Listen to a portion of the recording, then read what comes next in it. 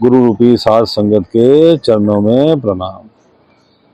चल चींटी की चाल लखिया, काल तुझे गिराएगा।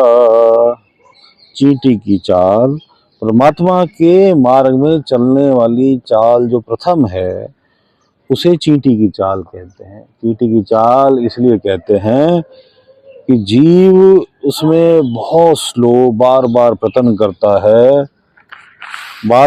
करता है चलने की, और बार बार जो है गिर जाता है।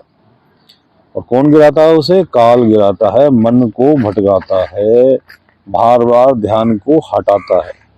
इसलिए ये बहुत लंबी चाल है और बार बार जीव को इसमें गिरना पड़ता है। आगे, गिर जाए सो बार लखिया, सतगुरु तुझे उठाएगा। कि तू चाहे 100 बार गिर जा, 1000 बार गिर जा, लाखों बार गिर जा, अगर तूने पूर्ण गुरु की बाह पकड़ ली, पूरा उस पर विश्वास कर लिया, तो वह तुझे बार बार इस काल के जाल से छुटा के लाएगा, बार बार उठाएगा। दिल से कर पुकार लखिया,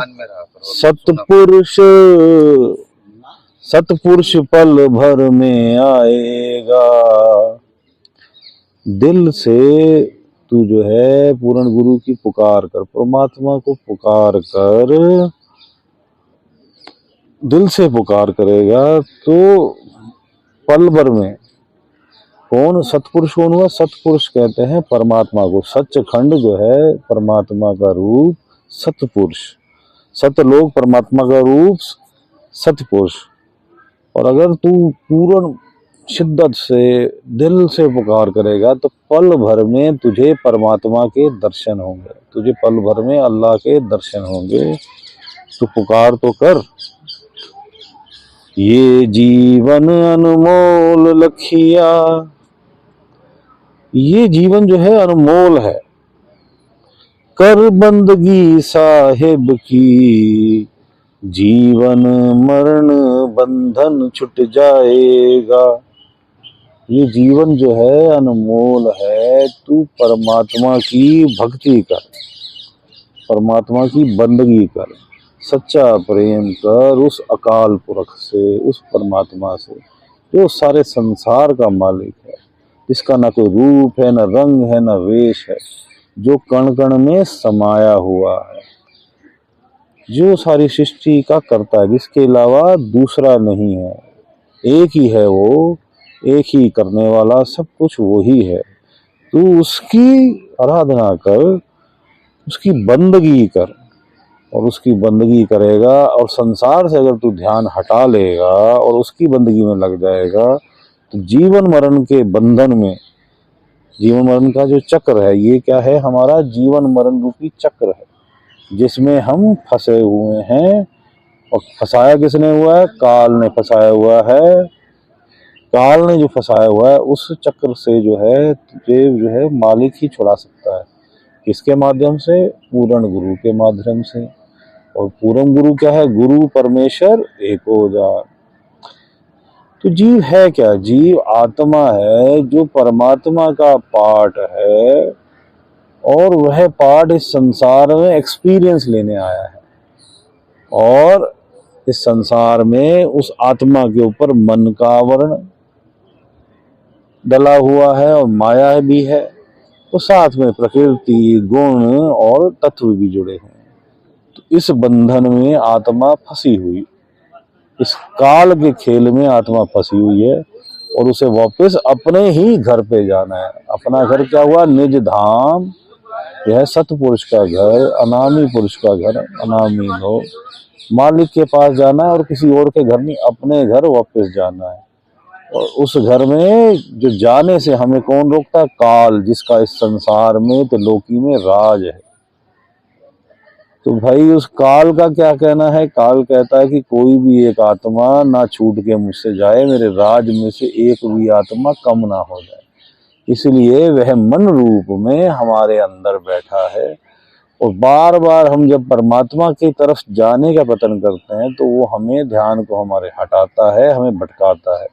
वो हमें संसार के आडंबरों में फंसाता है, मजहबों में फंसाता है, देशों में फंसाता है, जातियों में फंसाता है, और भी नाना प्रकार की जो है घर की इच्छाएं, बच्चों की इच्छाएं, माता पिता, कुल संबंधी, कुंबा, गांव, देश, गाड़ियां, खेत खलियान, मकान, सोना चांदी, उसके पास सैकड़ों रास्ते हैं जीव को फंसाने के।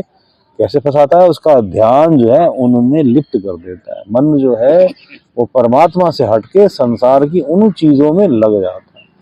और जीव चींटी की चाल जो है, इसलिए कहते हैं कि शुरुआत में जब जीव चलता है परमात्मा की तरफ तो बहुत कठिन हो जाता है। बार बार जब वो परमात्मा में ध्यान लगाता है तो काल उसका ध्यान अपने इन किसी न किसी चीज में लगा के भटका देता है, उसे भुला देता है कि परमात्मा की तरफ मत चल, या उसको संसार के अडंबरों में फंसा देगा, या परमात्मा की बजाय देवी देवता में फंसा देगा, अडंबरों में फंसा देगा। भाई तू ये अगरबत्ती जला, तू माला जला, जबकि क्या है, सारा खेल जो है वो मन का लो लगाने का है, परमात्मा से प्यार करने का है।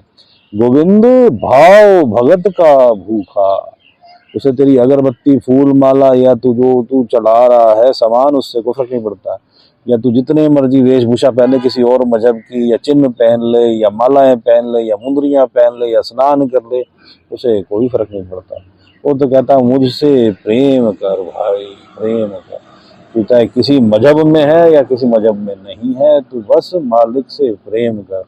और प्रेम करता हुआ, ये चींटी की चाल चलता हुआ, तो बार बार कोशिश कर संसार से ध्यान हटाने का। और तेरी सहायता कौन करेगा? तेरा सतगुरु।